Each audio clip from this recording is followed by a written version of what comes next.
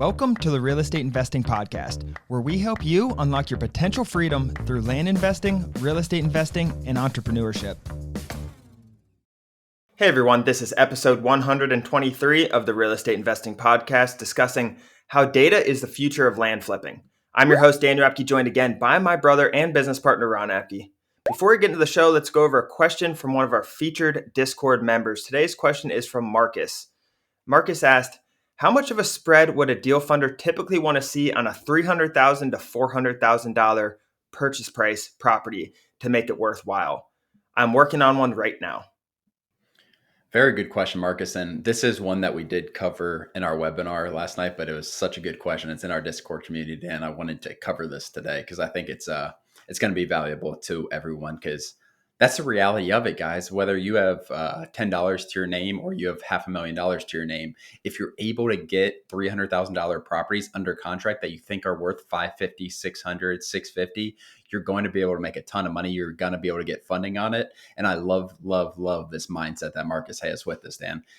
So let's just say 300,000 for the sake of things. I think it needs to be like worst case scenario deal, sell for 500 in my opinion, maybe 475, but after fees and stuff, it's going to be down to 475, 450 if it sells for 500. So I really like worst case scenario at 500. That way, if I'm a funder, I probably make $100,000 on my 300,000. Marcus would make $100,000 on $0 out. But then best case scenario, I would like to see some properties maybe selling for 550, 575, 625, somewhere in there, Dan. But I don't think it has to be doubling your money guaranteed on this. No, yeah. And then like you said, it comes down to trust, Ron, and how often you've worked or how much you've worked and how you've treated that deal funder that you're working with. Another option, like I mentioned last night in the call, is getting multiple deal funders for this and just getting a pile of cash from each one, splitting it equally, keeping it simple, and then doing the contracts based off that. That's an option. I see a lot of people doing that, and it's quite frankly a fairly good option on these size deals, Ron. But other than that, Ron, let's get into today's show. Data is the future of land flipping. This is an interesting topic today because we recently hired a machine learning data expert in our business, Ron. Yeah, he's got a master's degree in mechanical engineering. He's a machine learning expert. He has just an unbelievable background. And to see someone like this, and he was unbelievably excited for the opportunity and the lack of data almost in the land industry, I think is what almost intrigued him, and kind of being at the forefront of this data in land. And I think not necessarily that no other person is doing it, no other company is doing it, but I think being the first data analyst in our company that's solely doing that, I think was really exciting for him. And he's got an unbelievable background for this. And I think the future is so bright for just the data in this industry in general. And this is because I hear other people hiring data analysts trying to teach exactly what we're doing, Ron, on Excel and pulling the comps and doing all that stuff. This guy is a data expert. He's looking at things completely different than what we're used to, right? He's trying to take machines to learn from each other in our counties, and he's going to do a lot for us. It's not just some analyst who's coming in who we're teaching to do the same thing. We are teaching him to do the same thing to learn the style so we can also get our mail out. But in the future, very shortly, he's going to be implementing new machine learning techniques and other strategies to price your mail. And that's what I want to get into next, Ron. Let's first get into pricing. So using more accurate data and ways to utilize them to price, because you talk about data analyst, Ron, you can get into business intelligence, what we'll get into next, and all kinds of different things, just looking at the past data, analyzing what's working to make your future decisions. But let's start with pricing, because that's what everyone wants to know. How can we utilize these for more accurate data, more accurate pricing? Yeah, I mean, we've done it. I mean, I've never gone more detailed than what I teach everyone in our course, everything like that, to be upfront and honest about that. But he is looking at things in a whole different aspect. We are not currently pricing any more advanced than what I've taught or what we're doing. But he can there's so much more data that we get from data tree, that more than just the zip code and all of that, the acreage. And that is the main thing we've used in the past is zip code, acreage, maybe a few other things, but those are the main things that we use. And like there's, I don't know, Dan, 100 other columns on data tree with data. So looking at that data and evaluating what it actually means is an important thing, an important task for him. But right now with pricing, he's using some mapping software to map our comps, stuff like that. But he's not doing anything crazy or outlandish. But I think the future of it is really understanding the data on proximity to things. That's what I'm really excited about, like where it's every parcel is priced independently based on proximity to something. We're mailing right now a county that is really like on one edge of the county, it is very close to a decently sized city, and the other end of the county is 150 miles away from that size city, and like the proximity to that city is so in touch and aligned with the prices. So in the future, like pricing, not necessarily just splitting up by zip code, but as we get 10 miles away from the city versus 30 miles away from the city, which may be in the same zip code, pricing those differently is what I see as the future. Yeah, location's a big part of pricing and getting more dialed in on that, it sounds like. But also, not only closer to cities, urban areas, like if you're in a big, say you're near in Missouri near the Ozarks, maybe near Ozark Lake gets more expensive and near big attributes or national parks and things like that. So being able to, but the first thing, Ron, you have to be able to correlate it. You have to have enough data to show you what's more expensive, to show you what's going on. And that's the thing what a data analyst can hopefully do is take the data points where they are, try to correlate them together, then mash everything up in the middle accurately. And that's what data experts can do. They can take what you have, the limited resources, and have a very calculated precision based on everything in between there that you don't have the data on. And that's kind of what they did when we were interviewing them, Ron.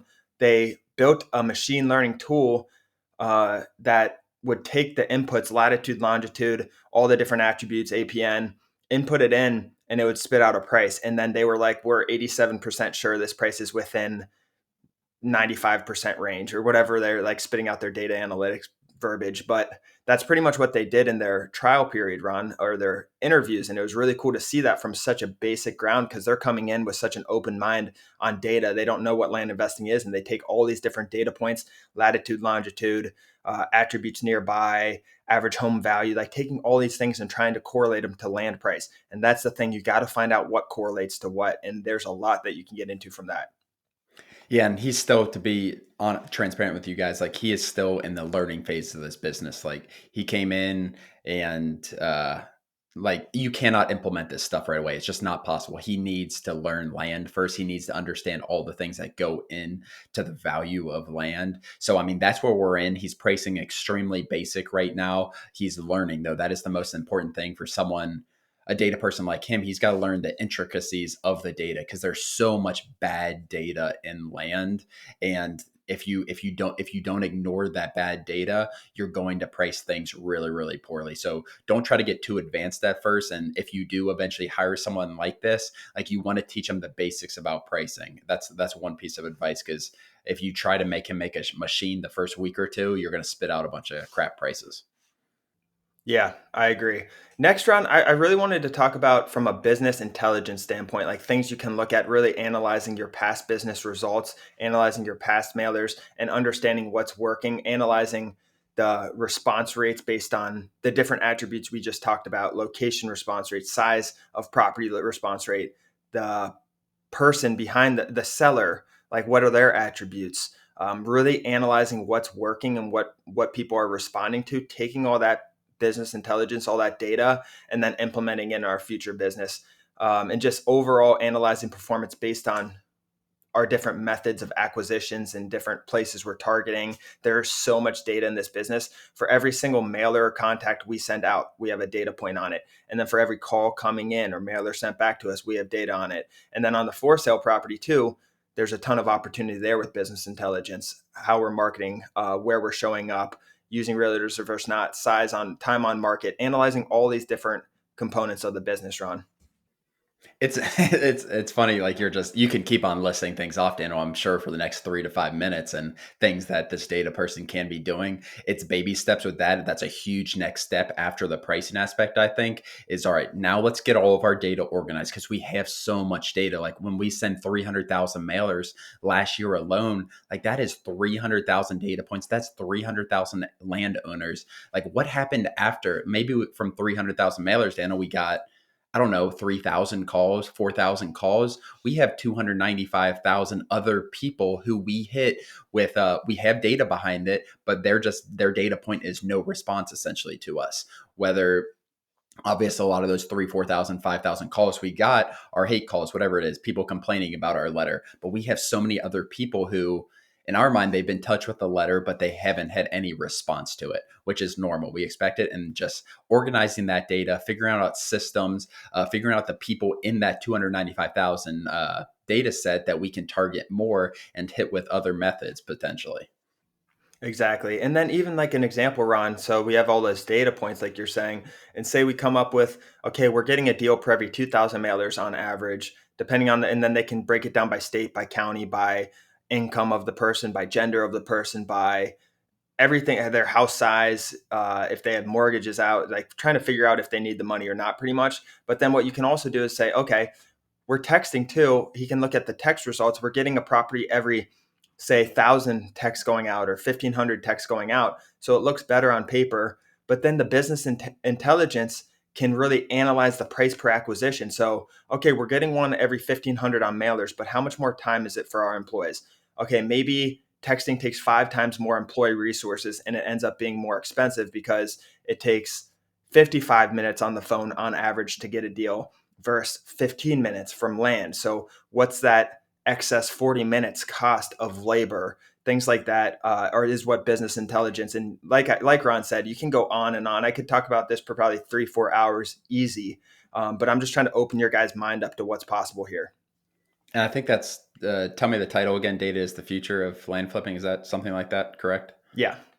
Yeah, and like you can see based on all the stuff Daniel listed off, this is not a one person role at the end of the day. Like this is a team of people analyzing different data on this, and that's what the future is going to be in my mind. Not necessarily everyone who's successfully doing land flipping is going to have a team of data analysts, but you can see the advantage in having all that data that Daniel's listing off in organized fashion, and the purpose of it is decision making. That is the number one thing behind the data is decision making. Just like when we pick counties, like at the very basic level, all of that is based on data. Why we pick a county, why we price, it's all based on data. Even though it's pretty elementary the way we do things on the grand scheme of things, it works right now, and that's how we do it. Everything we do, everything you do in your business is data driven, even if you don't really realize it. And based on my last example too, Ron, I did want to mention we just got back a $90,000 purchase price property without speaking to this person. So when we're comparing text to uh, mailers, Ron, to blind offers, we're never going to have a text that's going to close $90,000 deal without some sort of upfront labor. So it's being able to analyze those different things. Like we literally had a purchase agreement come back in the mail that we've never talked to before that we're listing for $230,000 that we bought for 90. Like that's just not possible. And it's going to be able to analyze those differences, Ron. But I also want to talk about, we got into this a little bit, Ron, customizing offers based on data. So extremely focused mailers, extremely focused people who we're targeting, whether it's, out of state, income level, house prices, different attributes, where the property is located, average income in the area, and being really able to strongly predict and correlate the possibilities of someone selling their land. Run. I think there's huge, huge, huge potential there. Yeah, and I think at the end of the day, I think that those deals that really micro focused targeting is going to yield much more big deals. And that's one of our focuses as a business in 2023 is closing more big properties. We still will do our buy for 10, sell for 25, and I think that's going to be very sustainable forever. People are always looking for a quick $10,000, and a lot of people have land to liquidate. But at the end of the day, like I really like those buy for 200, sell for 350, buy for 300, sell for 550, like we were talking about with Marcus at the beginning of this episode. So that's kind of one of our focuses as we get more micro focused in certain areas. And again, this is going to be not our huge part of our business, but we're going to grow into that where let's figure out a system, let's figure out a process so we can close more of these $200,000 properties. How many touches do we need? Because it's probably not just one mailer the majority of the time. It might be 3 or 5 touch points where it's a mailer, then it's a text, then it's a phone call, then it's another mailer. Like it's going to take some time. And that's how you build trust with these people also, where maybe the first one goes in the trash, then they see your mail, your second one, and they're like, okay, these people are serious. Maybe they actually are real. And that's how you're going to close more deals. I completely agree.